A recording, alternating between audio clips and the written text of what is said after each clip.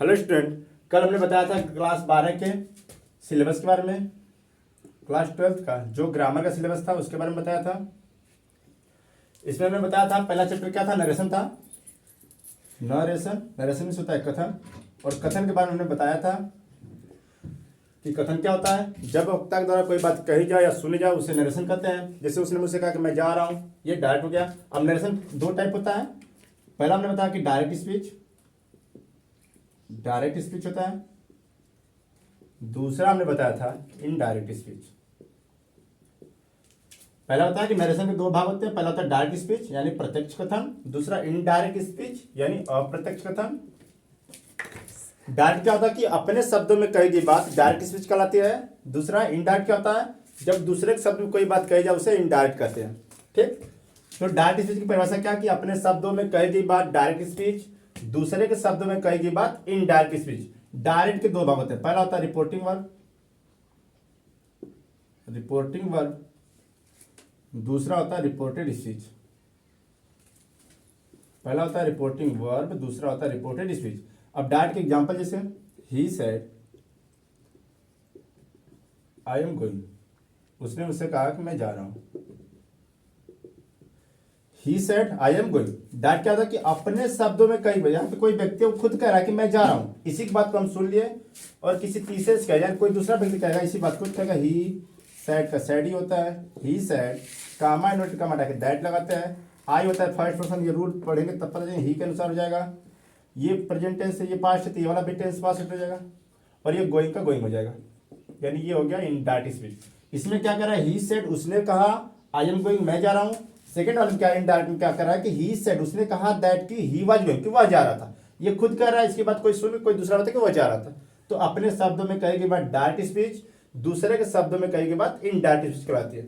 हमने बताया direct speech के दो भाग होते हैं। पहला होता है रिपोर्टिंग वर्ब, दूसरा होता है रिपोर्टेड स्पीच। रिपोर्टिंग वर्ब किसे कहेंगे, ये देखिए कामा है, ये इन्वर्टेड कामा, यानी कामा इन्वर्टेड कामा के जो बाहर वाला भाग रहा है ये पूरा पूरा इसको बोलते हैं रिपोर्टिंग वर्ब, और कामा इन्वर्टेड कामा के अंदर वाले भाग को बोलते हैं रिपोर्टेड स्पीच। अगर बोला कि रिपोर्टिंग वर्ब पहचान कहाँ है तो ही सेड कामा, ये हो गया रिपोर्टिंग वर्ब। रिपोर्टेड स्पीच कहाँ है तो इन्वर्टेड कामा के अंदर देखिए ये वाला आई एम गोइंग है, ये पूरा रिपोर्टेड स्पीच है।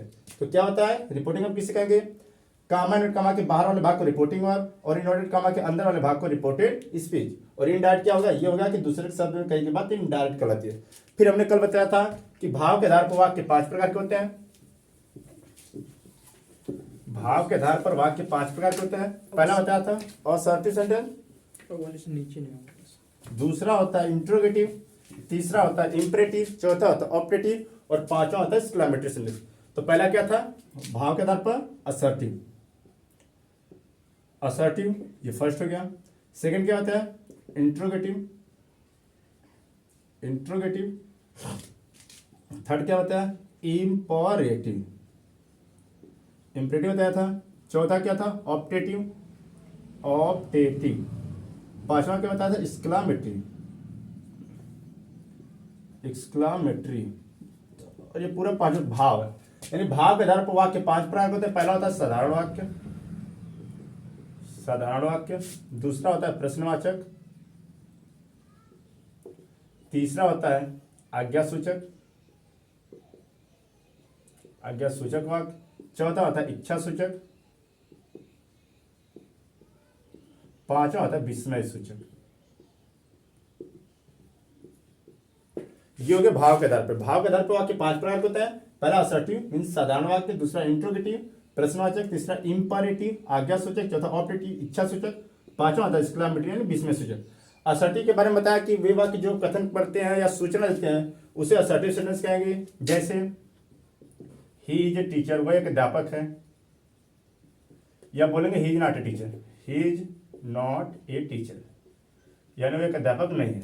या तो सूचना या सही से दी जाए, या तो सकारात्मक दी जाए या तो नकारात्मक देगा। अगर सकारात्मक होगा तो कर्ता के बाद सहायक रहेगा, नकारात्मक कर्ता के बाद सहायक और सहायक के बाद नॉट रहेगा, तो ये निगेटिव होगा। हमने तो असर्टिव क्या होगा कि वे वाक्य जो कथन करते हैं या सूचना देते हैं उसे असर्टिव सेंटेंस कहेंगे। असर्टिव दो प्रकार का होता है। पहला होता है अफर्मेटिव, दूसरा होता है नेगेटिव। अफर्मेटिव क्या होता है कि जिन वाक्यों से सकारात्मक सूचना दी जाती है उसको बोलते हैं अफर्मेटिव। जैसे ही इज ए डॉक्टर, ये सही से बता रहे हैं, यानी वह ही इज ए टीचर, वह एक अध्यापक है।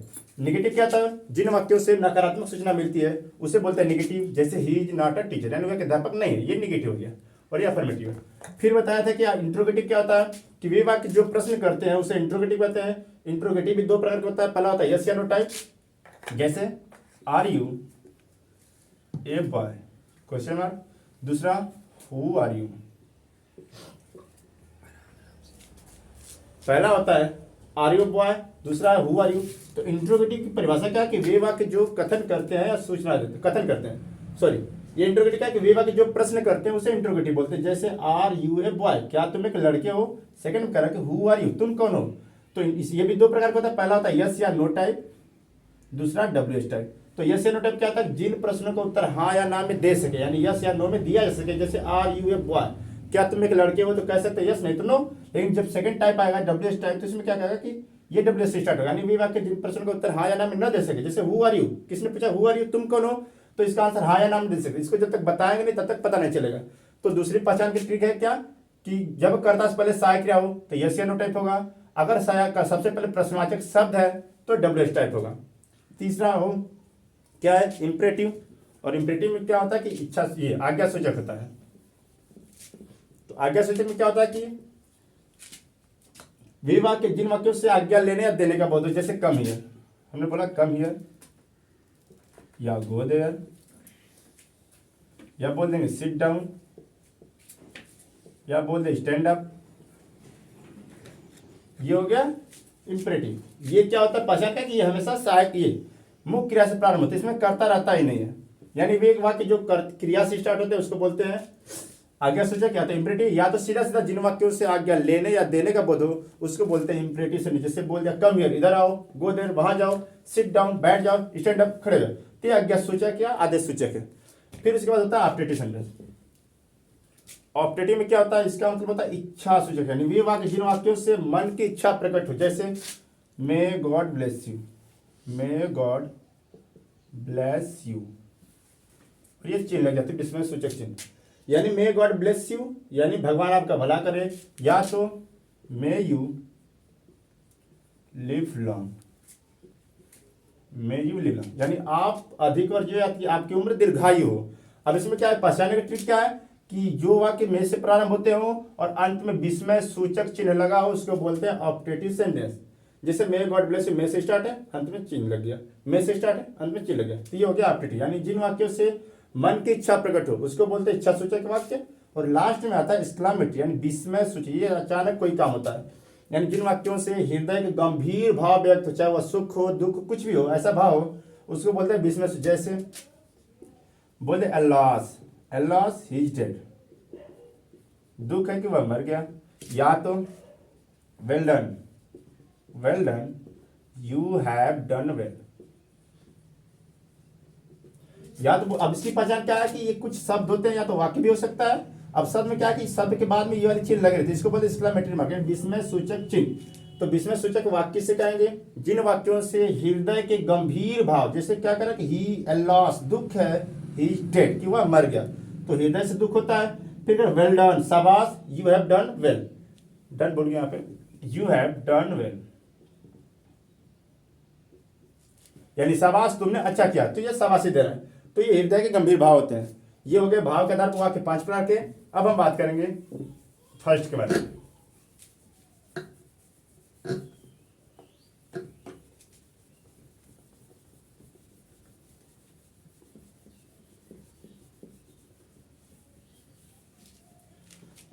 पहला क्या सेंटेंस होता है, assertive sentence. Assertive sentence means होता है साधारण वाक्य।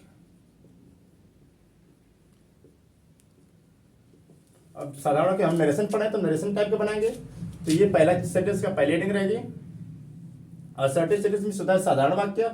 असर्टिव सेंटेंस किससे हमने बता दिया कि वे वाक्य जो कथन करते हैं सूचना दे, चाहे वो सकारात्मक सूचना हो या नकारात्मक हो, असर्टिव होता है।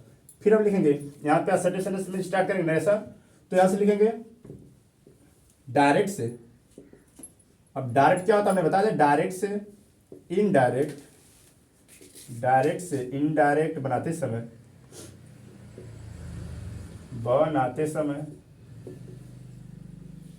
मुख्य रूप से मुख्य रूप से 5 प्रकार का परिवर्तन होता है।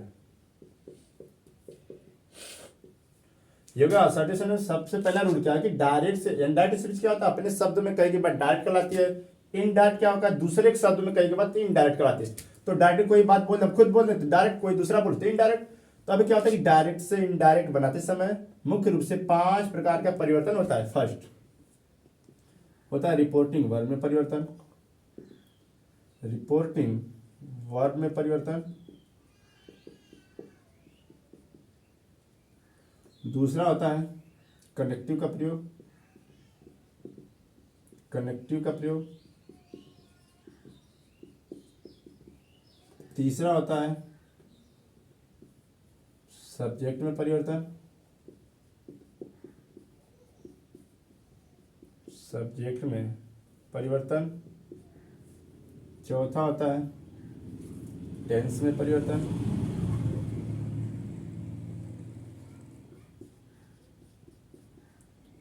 और पांचवा होता है नजदीक शब्दों को, नजदीक शब्दों को दूरी में परिवर्तन। ये हो गया असर्टिव सेंटेंस में डायरेक्ट से इनडायरेक्ट बनाते समय मुख्य रूप से 5 प्रकार का परिवर्तन किया जाता है, 5 प्रकार का परिवर्तन होता है। पहला क्या, रिपोर्टिंग वर्ब। रिपोर्टिंग वर्ब क्या होता है, हमने बता दिया कि कामा एंड कामा के बाहर वाले भाग, जैसे यहाँ पे सेंटेंस रहेगा कि he said comma and comma he is a doctor, he said he is a doctor. अब कह रहा कि रिपोर्टिंग वर्ब कहता है कि यही होता है, कामा एंड कामा के बाहर वाला भाग ये होता है, इसको वर्ब बोलते हैं, ये रिपोर्टिंग वर्ब। रिपोर्टिंग वर्ब में परिवर्तन। दूसरा कनेक्टिव, जैसे कामा एंड कामा का दैट लगाते हैं। तीसरा कर्ता में परिवर्तन, यहाँ पे हटा के कुछ और चेंज करेंगे। चौथा टेंस में, यहाँ पे प्रेजेंट है तो इसको पास्ट कब करते हैं। फिर यहाँ पे नजदीक शब्द को दूरी में, जैसे सेंटेंस देख लीजिए पूरा पूरा। यहाँ पे he said to me I am coming.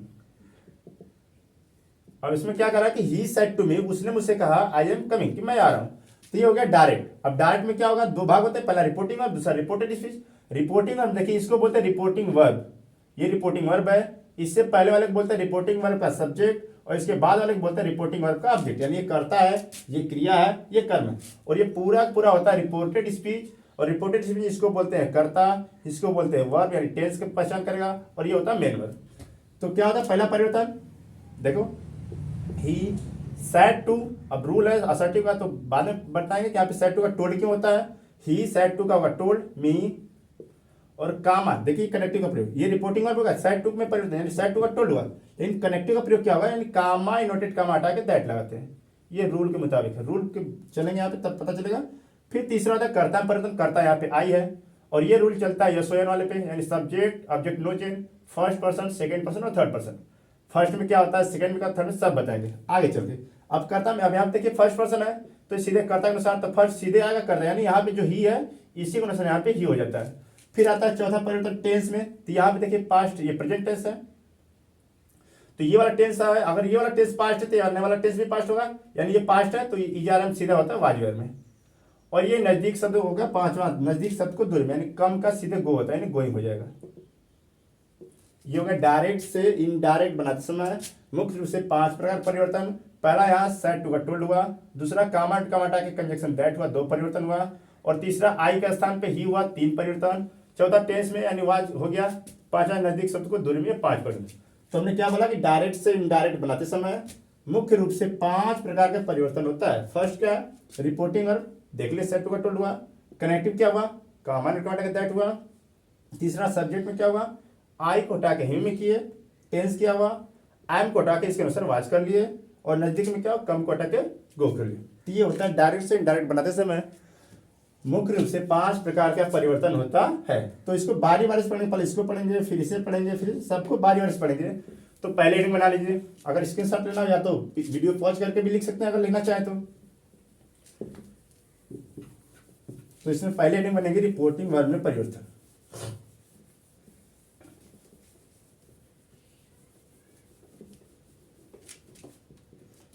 तो असर्टिव सेंटेंस में फर्स्ट क्या बनेगा, रिपोर्टिंग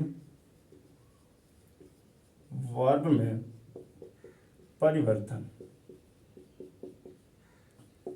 अब लिखना चाहे तो लिख सकते हैं कि रिपोर्टिंग वर्ब में परिवर्तन, हेडिंग के बाद क्या लिख सकते हैं, यहाँ पे कहेंगे डायरेक्ट से इनडायरेक्ट बनाते समय रिपोर्टिंग वर्ब में निम्न प्रकार परिवर्तन होता है, बस इतना लिखना है। डायरेक्ट से इनडायरेक्ट बनाते समय रिपोर्टिंग वर्ब में निम्न प्रकार परिवर्तन होता है, जैसे से रहेगा तो से का परिवर्तन से में ही होगा। अगर यहाँ पे सेज है, यस ए वाई के साथ यस लगाओ तो हम भी यस ए वाई के साथ यस ही लगा देंगे। अगर यहाँ पे सेइंग है या तो से के साथ टू है, से के साथ अगर टू है तो यहाँ पे टेल होगा। अगर सेज के साथ टू है तो यहाँ पे टेल्स होगा। अगर सेइंग है तो सेइंग ही रहेगा। सेइंग के साथ टू है तो टेलिंग ही रहेगा। सेइंग से टू, यहाँ पे टू, और इसके बाद क्या है, से के बाद सैड का सैड ही रहता है। सैड के साथ टू लग गया तो टोल हो जाता है। फिर इसको एटीसी का एटीसी में कर लेंगे। बस इतना ही होगा। अगर से दिखाई दे कहीं पर भी रिपोर्टिंग वर्ब में से दिखाई दे तो जैसे ही इंडायरेक्ट बनाएंगे से का से होगा असर्टिव सेंटेंस में। सेज के साथ अगर यस लग गया तो इसमें भी यस लगाएंगे। से के साथ अगर टू लग गया तो इसमें टेल करेंगे। सेज यस के साथ अगर टू लगा तो इसी टेल में यस लगा देंगे। सेइंग में सेइंग कुछ नहीं है, सेइंग कर दो। सेइंग साथ टू लग गया तो टेलिंग कर देंगे। सैड का सैड, सैड साथ टू लगा तो टू। अब से क्या पता चला कि जब भी से वाला फॉर्म रहे, जितना भी से वाला फॉर्म रहे तो से में कन्वर्ट होगा। से के साथ टी यानी टू वाला फॉर्म रहे तो वह टेल में कन्वर्ट होगा। जैसे आप देखिए से के साथ टू नहीं है तो से हो गया, यहाँ पे से के साथ टू नहीं है सेज हो गया। यहाँ पे से के साथ टू लगा तो तुरंत टेल वाले फॉर्म में कन्वर्ट हो जाएगा। यहाँ पे से के साथ टू लग गया तो टेल, लेकिन यस वाले फॉर्म में कन्वर्ट हुआ। यहाँ पे सेइंग में टू नहीं है तो सेइंग हो गया।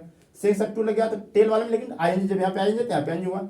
सैड में टू नहीं है, सैड हो गया। सैड साथ टू लग गया तो ये सेकंड वाला फॉर्म है तो हम भी सेकंड वाला फॉर्म कर लेंगे। यानी से का से और से के साथ टू लग गया तो टेल वाले में, चाहे वो टेल हो, टेल्स हो, टेलिंग हो या तो टोल्ड हो। तो ये हो गया रिपोर्टिंग वर्ब में परिवर्तन। अगर इसको एग्जाम्पल में समझना चाहें तो यहाँ पे देख सकते हैं। जैसे पहला सेंटेंस है कि ही सेज टू यू, यानी वह तुमसे कहता है यू आर ए बॉय। अब हम कह रहे हैं कि ही सेज टू यू, यानी वह तुमसे कहता है यू आर अ बॉय, कि तुम एक लड़की हो।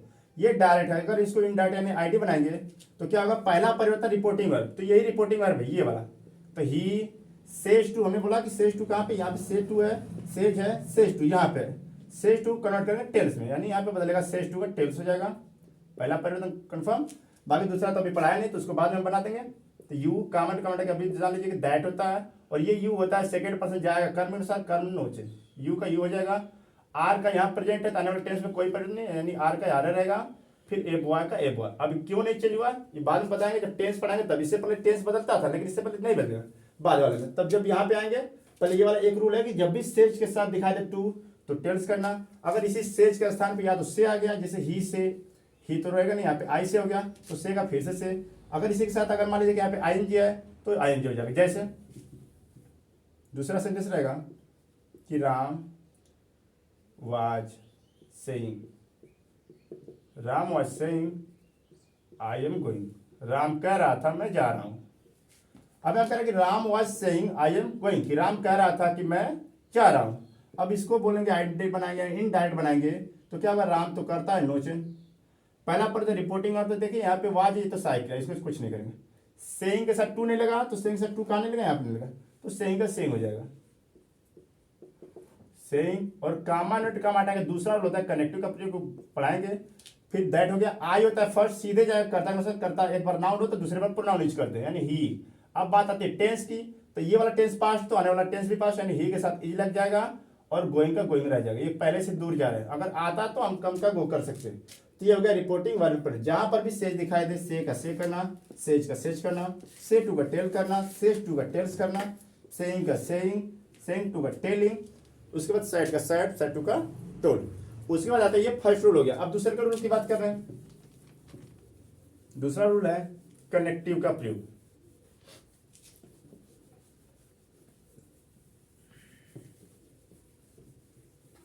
कनेक्टिव का प्रयोग में क्या होगा, फर्स्ट सेकंड हो गया कनेक्टिव।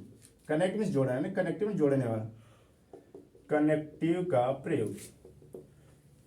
अब कनेक्टिव का प्रयोग कहाँ करते हैं इसमें? मात्र एक लाइन की परिभाषा लिख लीजिए।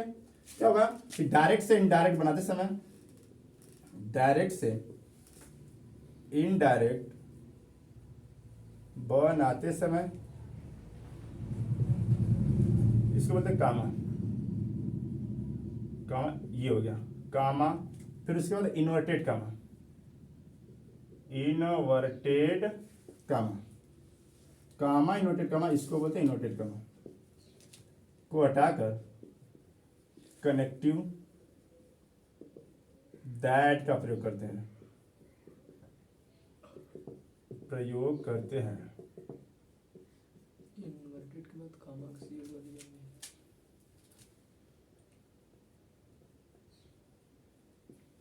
ये हो गया कनेक्टिव। दूसरा रूल क्या है कि कनेक्टिव का प्रयोग पहला रिपोर्टिंग में आता है, दूसरा कनेक्टिव है। तो कनेक्टिव का प्रयोग कब करेंगे? डायरेक्ट से, यानी डायरेक्ट से इनडायरेक्ट बनाते समय कामा, यानी ऐसा सिंबल कामा रहता है और इधर के जब घूमता है इधर से भी बंद होता है तो इसको बोलते हैं इनवर्टेड कामा।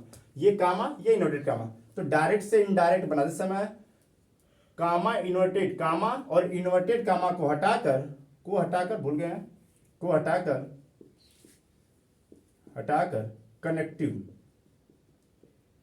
कनेक्टिव दैट का प्रयोग करते हैं, कनेक्टिव दैट का प्रयोग करते हैं। जैसे अगर एग्जांपल देना चाहे तो फर्स्ट डायरेक्ट स्पीच, जैसे बोल दिया कि ही said to me I am plucking the flower, ये फुल स्टॉप असर्टिव। अब कह रहा है कि ही said to me, यानी उसने मुझसे कहा, कमेंट कमा I am plucking the flower, यानी मैं फूल तोड़ रहा हूं। अब इसमें देखिए बनाएंगे जब इनडायरेक्ट यानी आईडी बनाएंगे, इनडायरेक्ट स्पीच डायरेक्ट से इनडायरेक्ट बनाएंगे तो ही पहला परिवर्तन है यहाँ पे सैड टू। अब इससे पहले होता है कि सैड के साथ जब टू लगा तो टी वाला फॉर्म है। अब यहाँ पे सेकंड है, यहाँ पे भी सेकंड, यानी सैड टू, यानी ही सैड टू का टोल्ड हुआ मी, और ये फर्स्ट रूल हो गया कि रिपोर्टिंग वाले में क्या बताया कि से का से टू का टेल्स। अब यहाँ पे डायरेक्ट से दूसरा रूल है कि कनेक्टिव का प्रयोग, यानी कनेक्टिव यही है, कंजक्शन का प्रयोग करेंगे। डायरेक्ट से इनडायरेक्ट बनाते समय जहां पे कामा दिखाई दे यहाँ पे कामा है, और इन्वर्टेड कामा यानी यहाँ पे इन्वर्टेड कामा है। तो हमने बोला डायरेक्ट से इनडायरेक्ट बनाते समय कामा इन्वर्टेड कामा को हटाकर कंजक्शन दैट का प्रयोग करते हैं, यानी कनेक्टिव दैट का प्रयोग करते हैं। ये रूल टू, ये फर्स्ट हुआ, ये सेकंड हुआ। तीसरा तो अभी पढ़ाया नहीं तो इसको हम ही बना लेते हैं। आई फर्स्ट वर्ड सीधे जाता है, कर्ता के अनुसार करता ही है। तो यहाँ पे भी टेंस में प्रतिका, अगर ये टेंस पास्ट हो तो ये वाला टेंस भी पास्ट हो जाएगा। प्लकिंग का प्लकिंग रहेगा, और द फ्लावर का द फ्लावर। ये हो गया कनेक्टिव का प्रयोग। तो फिर आज के लिए इतना ही, कल बात करेंगे तीसरे रूल के लिए। तीसरा रूल क्या है कि सब्जेक्ट में परिवर्तन, सब्जेक्ट में परिवर्तन। 5 रूल बनाने के बाद तब सेंटेंस क्रिएट करेंगे। ठीक है, थैंक यू।